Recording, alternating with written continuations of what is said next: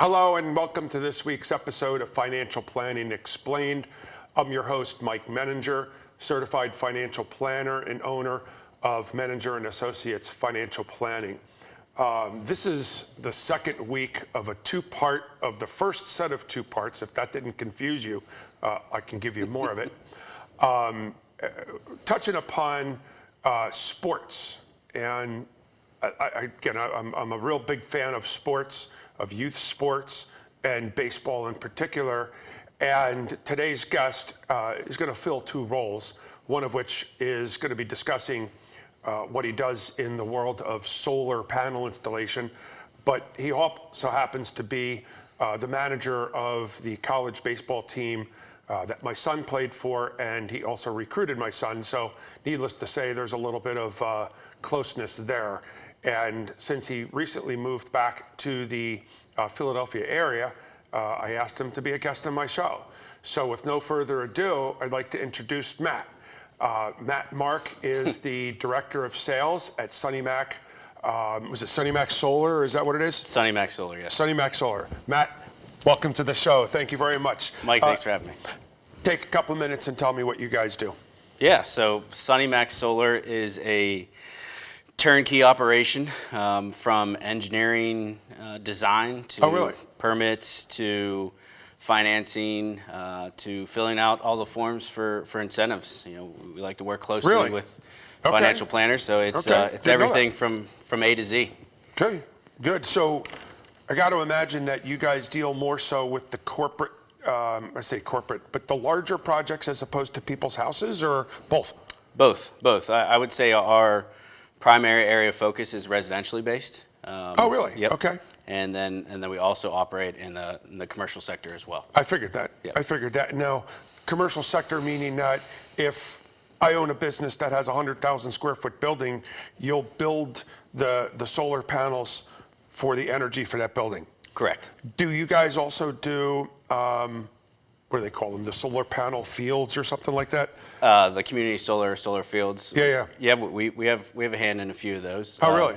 So who's your client there? Is it the township, or is it the municipality, or is it the PICOs of this world? It could be anything from a school to a township to a private financier that has a sector of land that they're willing to put in investment towards. Okay. How much engineering and design goes into it? I guess it's, maybe I simplify it too much. I'm sure there's a lot. A project of that scale, it goes engineering-wise, it's a lengthy process. Really? There's a lot of boxes we have to check off, and there's a lot of different parties that have to be involved with a project of that size. Something residentially, it's a lot quicker turnaround. Sure. Now, my recollection of solar was years ago, the reason why solar was not popular, the problem was the storage of the energy. Have they conquered that? So they have. It is really the best way to define solar is really net metering. You are going to generate power, and you're going to send power back to the grid. Oh, really? And that power that you send back to the grid is what you rely on when it's dark out. It's what you rely on when it's covered in snow. Interesting. We essentially want to spin the meter backwards and create a bank of power for you to use and not go into how much a local utility charges you. Interesting. All right, that's cool. I never even thought of that. So are there people who literally make money on solar? Yeah, you can. It is.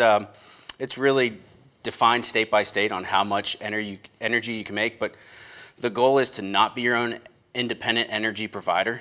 We're not trying to create each house. Center, each house that way. I mean, there's certain restrictions on what you can, but yeah, I mean, if everything is done correctly and a system is built to good specifications and you produce over that, yeah, you're going to get credits in that form. Interesting. Okay, that's pretty cool. So I understand too, there's a variety of things. For someone to consider putting solar, they're going to want to do like a return of investment. If it costs, for instance, $10,000 to put it in, and they're saving $2,000 a year, then their return of investment is 5 years. What have you found to be the return of investment for most residential folks? In New Jersey, you can look at a return on investment Usually around 4 years. Really? Okay, that's not bad. Pennsylvania is a little bit more, around 7. Why more in PA? A lot of times it has to deal with what the state incentives are. So you're referencing if the state gives back or the Fed gives a bunch of money back, then your real investment is less. Yes. Okay. Absolutely. So it really just depends on what the state wants to do in terms of how forward thinking are they with renewable energy, how much energy or how much money really can be created and saved, whether it be in jobs or on the grid, and then they reinvest that energy or that credit into the homeowner, into the business, so they can drive their return down. So I always thought most of the credits were on the federal side, so it's really the federal and the state side? Correct. Really? Okay. Interesting. So with the change in administration, the White House and Congress, and their desire for the new Green New Deal or whatever you want to call it, I mean, clearly they're trying to focus their attention on renewable energy. Have you found that to be an incredible shot in the arm in your business? Yeah, absolutely. Renewable energies are just that, they're renewable. The other types serve their purpose, but there's a finite number of them. So I like to plan for the future, whether it be our company or our kids, and the political focus really has been a great shot in the arm. I think they're kind of forward thinking in that process. Well, it's good. It's tailwinds, absolutely tailwinds to you guys. So it's still a little bit early yet in the process, but are you guys gearing up for the growth that you anticipate to see? Yeah, we've been seeing growth after COVID and everyone kind of being found in their house a lot more than normal. Energy use has been up. Yeah, imagine that. And with that, we want to be there to possibly help offset some of that burden that might come with being home a lot more. Well, I would imagine that the winter months, in light of this year's winter, has been pretty brutal. It's probably slowed down your installations. So we still install. Days that have snow on the roof, we either spend shoveling or getting snow off there. But for the most part, I mean, we similar to the post office, we really want to install in all weather. Our guys are driven to that, and that's what we want to do as a company and really succeed so the company or a customer can see that return quicker. Right. Okay. I just wouldn't want to be the guy out there in the 20 degrees and wind and shoveling snow off a roof, and not to mention it's dangerous. Well, they do, yeah. So there's safety precautions with that, but our guys they do a great job, and they're incredibly prideful in the work that they do. So that's good. If something's unsafe or we can't do it, yes, we will cancel, not do that job. Of course. But there's still always things to do to get us better, whether it be training or just working in the office. So how long has your company, SunnyMac, been in business? We've been in business for a little over 11 years now. 11 years, okay. Which makes you probably one of the pioneers. In the terms of this local region, yeah, we're one of the old dogs in this industry. I would imagine. So how many employees does your company have? Right now, we're around 60 to 65 employees. Okay, it's a good number. Yep. It's a good number. And what's your coverage area? Where do you do the work? We do all of our work in the entire state of New Jersey, everything from Harrisburg east in Pennsylvania and the entire state of Delaware. Wow, that's a pretty large coverage. And you guys are what, located in Wilmington, is it? Wilmington, Delaware, yes. Wilmington. Yes. But, if you're covering all those different areas, then what's the difference? Now, is there a greater cost to the consumer for you to go all the way out to Harrisburg as opposed to doing something in Philly?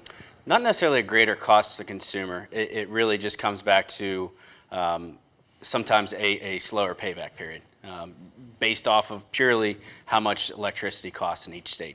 Oh, okay. So it has nothing to do with how far you have to travel. No. Do you have only one location, or do you have multiple locations where you have service centers or installation centers? Yeah, we have two. We have one headquarters in Wilmington, Delaware, and then we also have a smaller branch in Clemington, New Jersey. All right, so that picks up the North Jersey side. Yep. Okay, good. So tell me about the credits. So you reference, I think I remember 26 or 28% federal credit. Is that how close am I? Yep. So there's a federal tax credit. It's 26%. Okay.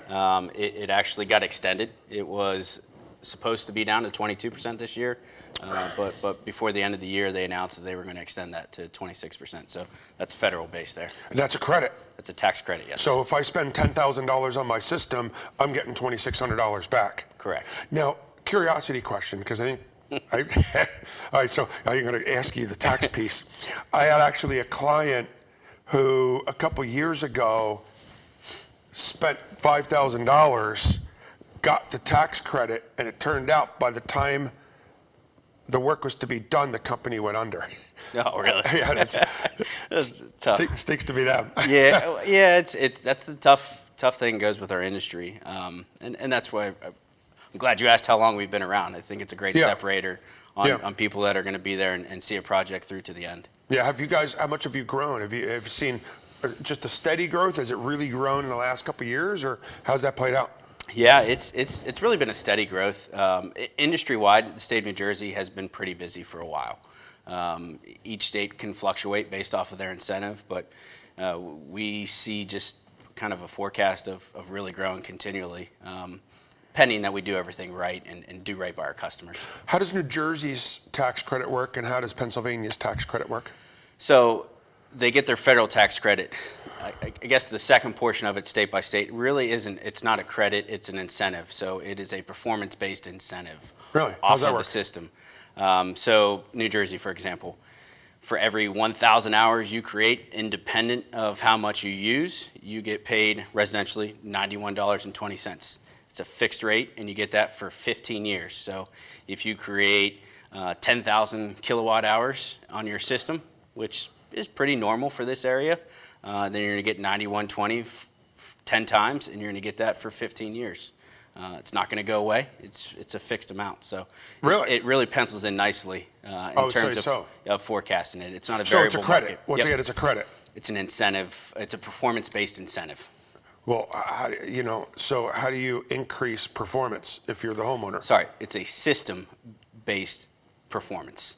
So the solar system that you put on your house, you are going to be incentivized to create that power, and the utility companies are going to pay you for it. So this might be a stupid question for people who don't know about it. No, that's fair. There's got to be a difference in quality of product. Absolutely. So a better quality product will also provide more state incentives, right? Yep. Okay. Yep. Yeah. So I look at it as everything is great from the start. Day one, it can really be comparable, even a bad product. The difference is how long will that product last. I'd say an average shelf life and warranty-wise is 25 years. Oh, really? And that's a pretty industry standard. How quickly do they decrease? How quickly do they depreciate is the big... Depreciate meaning that after 5 years, they're just not as effective? Correct. Okay, so that's how the difference between a good system and a bad system is how long it lasts producing, call it 100% of its original. Yep. Okay. So, I lost my train of thought, but it was a good question. Yeah, it was.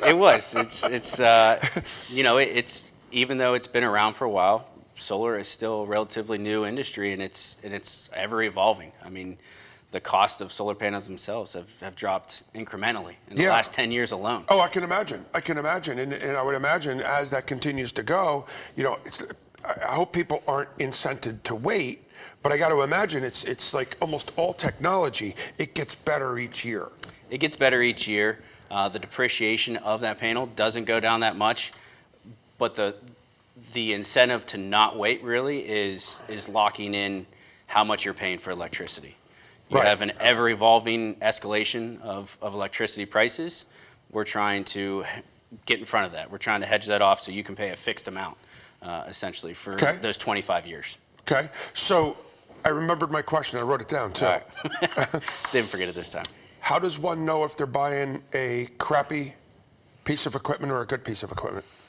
I'd like to say that's where the internet really plays a part, whether it be reviews or in background investigation of a company. To me, it's most important to know who's selling it to you. Is it someone that just sent you a number over the internet, or is it someone that's willing to spend some time and talk you through the process? Right. There's a lot of myths that go out there with solar. I think it's a real difference maker that a company can explain the difference between reality and fiction. Okay, cool. Well, we're up against break. And when we come back from break, I don't know how you feel about talking about baseball. It's always time for that. we'll make time for that. Is that what you're telling me? Yeah, there's always time for that. I figured that. Well, thanks. We'll be back in about a minute or two after the commercial break, and then we're going to jump into the discussion and the topic that is dear to both of our hearts, and that's baseball. So, see you in about a minute. This plus this equals this plus this and this. Don't drink and drive. Listen, what will make your event simply beautiful? Is it your attire, your decorations, your entertainment? Well, join me, Alicia Simone, as I chat with some amazing vendors and clientele who will share their stories and images and their experiences. Right here on RVN TV, Tuesday at 11:30 a.m. and Wednesday at 4 p.m. It will be simply beautiful. See you then.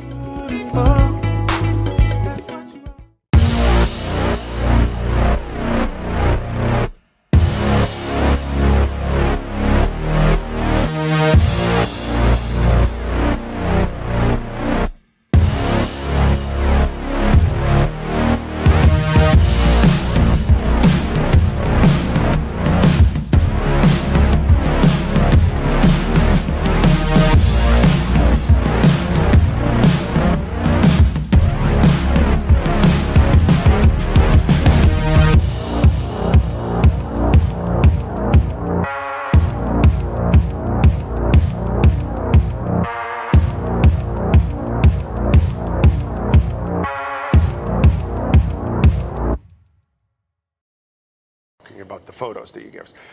Welcome back. You caught me talking in the break, but that's okay. Once again, it's Mike Menninger, certified financial planner, host of your show, and I am here with Matt Mark, who is wearing two hats today. We were talking about solar in the first half, which I think is fascinating, quite frankly, and certainly a wave of the future.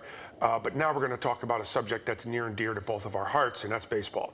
And it's not just baseball. I mean, because we had Coach Davis, or Mark Davis, shall I say, in the prior episode. You know, he was one of the coaches of the team, got to meet him, but Matt was the head coach or manager, I'm not sure what they use these days anymore, of the Caltech.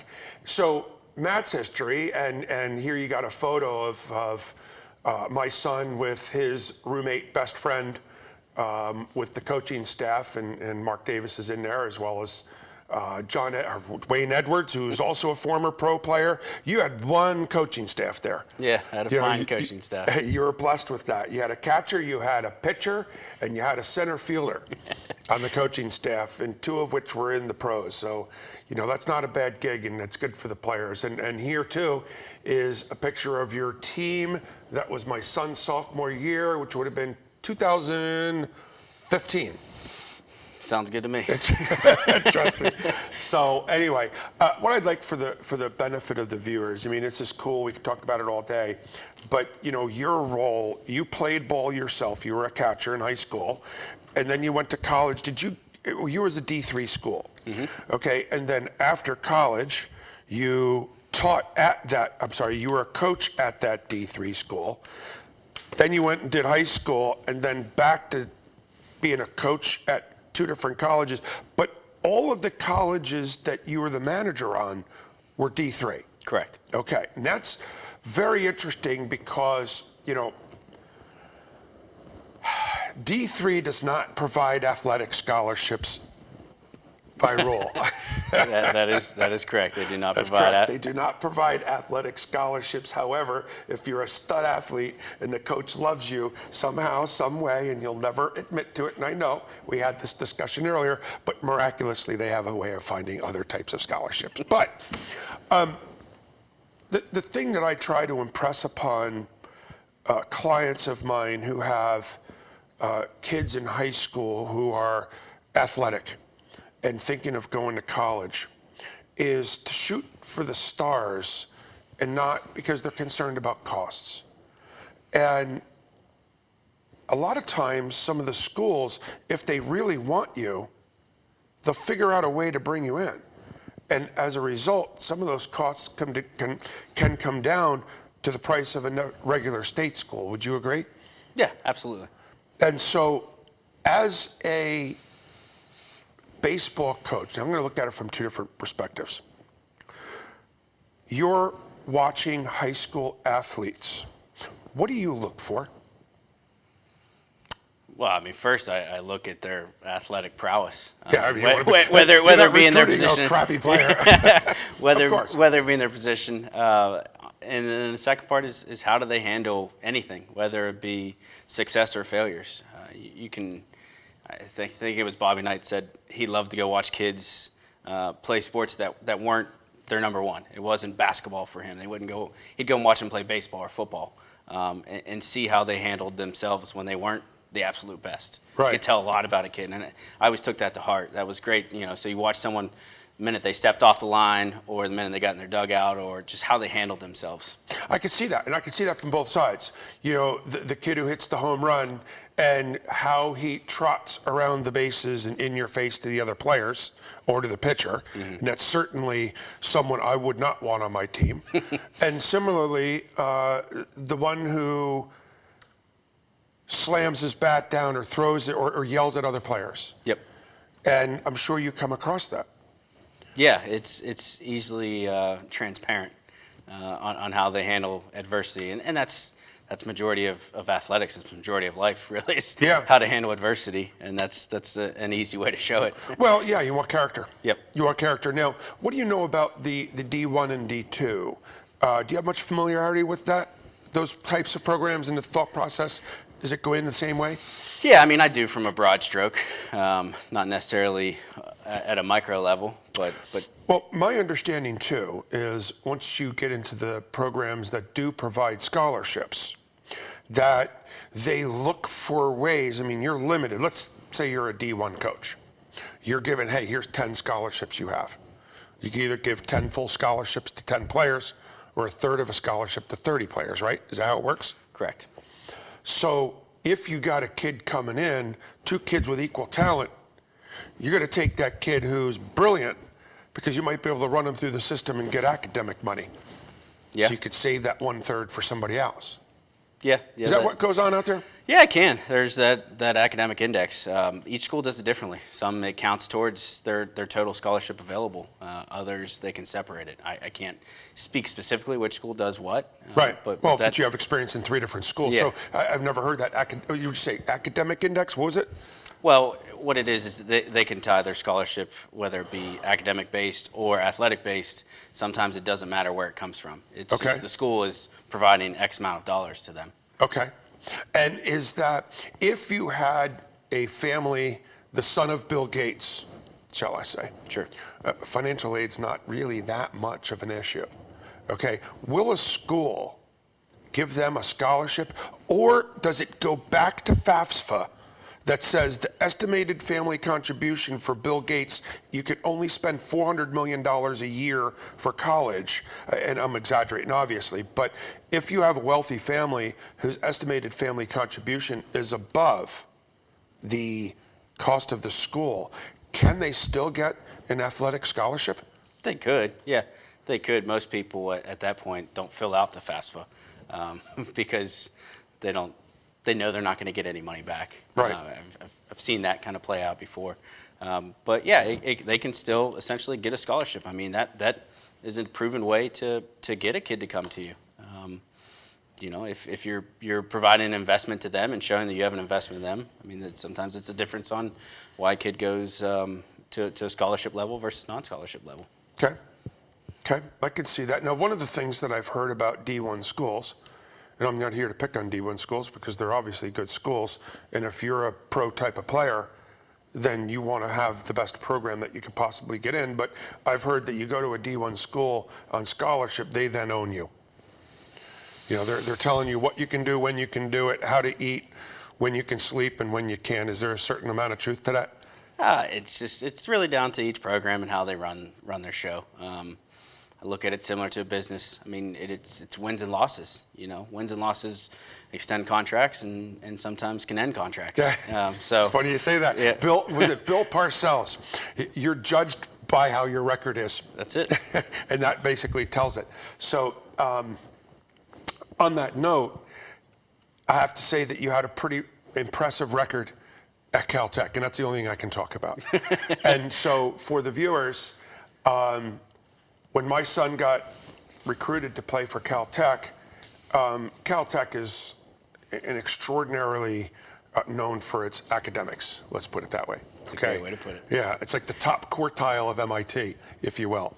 But the reality of the situation is that you're not going to have quite as many athletes in that pool of people, are you? No, it's a smaller pool, that's for sure. So I remember his freshman year, and I looked at the roster, and he had a baseball card, that there were 13 players on the team. Yep. And if I remember correctly, also, there were 5 baseball players on the team. Probably a fair breakdown. So you were grabbing kids from the soccer team, from the water polo team, from other teams, but you built the program. Yeah. And I think that is something that's so cool. And I think it was the year before my son was there, in 2013, you guys won your first game in how many years? At that time, oh my gosh, what was it? Was it 10 years that they hadn't won a game? And then I believe it was either in 16 or 17, they won their first conference game, wasn't it? Yes. And that was that was, Reagan was president. Yeah, that was 30-something years. 1982 at that point, I think it was, or 86. 1986 was their last conference victory. Yeah, one of the kids on the team, his father played on that baseball team. Yes. I remember the kid's name, but Yep. I remember it was Yep. pretty cool. So you did a heck of a job with that. Congratulations. Yeah, well, thank you. Thank you. So I just remember sitting here, as a spectator, and I was pretty one of those wild ones. I also learned, as you know, from the Oxy. I was later told by a friend of mine who's from California, he says, you don't cheer too loud in California. No. Clearly, they don't like people who cheer really loud. I do remember that. You brought a little extra something to those games. Yeah, but the little extra something was asked to leave that particular. Separate issue, but it was a fun weekend. It was a great weekend. But those are years of my life that I will never turn back, and you were a very special part of that period of time. And so, thank you very much for that. Yeah. And believe it or not, guess what? What's that? We're out of time. So, I could talk about this, and I know you can too, all day long, but I want to circle back around to SunnyMac. You guys are in a business that is not only has tailwinds with the government administration right now, but it also has practical tailwinds. Mm-hmm. You've got governmental tax breaks. You got return of investments after only a few years that now suddenly they're not paying for it. Now it's a discount on their bills. It could also be added value to the sale of a home. There's a lot of pluses. I think it's a terrific industry, and I did basically all of what I was going to ask you to do, but if you could take a moment and look into the camera and basically tell a little bit people tell the viewers how they can get a hold of you and your company. Yeah. So the easiest way to get a hold of me is by email. My personal email is mattmark, so 2 first names, at sunnymacsolar.com. You can also go to our website, www.sunnymacsolar.com. Or the telephone number, staying on theme, is 844-SunnyMac. For me, it is about an education. It is not a sales tactics. It is an education about how we can better your situation that you're in, whether it be your household or business, and how it can plan for the future. I know I've talked a lot about that and watched a lot on previous shows, but really it's planning for the future with companies that can do it the right way and not just by cheapest price or first one that you look at. I can rest assured that we will do our investigation for you and educate you on the way to go about the process. Excellent. Awesome. Mike, thank you very much. That was you. great. So it sounds to me, and I didn't coach him on that either, that's one of the, for those of you who know me, it's all about education and knowledge, and I'm a firm believer in that. And I like that he said that, and that's, I believe wholeheartedly, and learn about it, because I have to imagine there may be situations where it doesn't make sense for a homeowner or whomever to put it in. And so certainly take advantage if solar makes sense to you from a financial perspective. You should consider it. And as Matt pointed out, you should do a little bit of homework on it. Make sure that you're not putting crummy systems up on your house or whatever your project may be. So take full advantage, look it up. Do your homework as it pertains to any major purchase. And certainly, going back to the fun stuff that I enjoy is the baseball. Keep in mind whether it's baseball or any other type of sport that you or your child may be playing in. Remember that, and that was a very, very good point that you made, or that Matt had made, was that careful what they do when they're not in the spotlight, because those are the types of things that the recruiters are looking for. They're not looking for, how many home runs you hit. Yeah, of course they are, but it's the other pieces that come into play, and it really comes down to the character of the child, and that can make the difference between getting into the school that they want to get into, not getting into the school, or it could even have an impact on the type of scholarship they may get, because it all comes down, do they really want your child in that particular program? So thank you for joining us today. I look forward to seeing you next weekend. And once again, I'm your host, Mike Menninger, Certified Financial Planner. I hope you have a wonderful week, and we'll see you next week.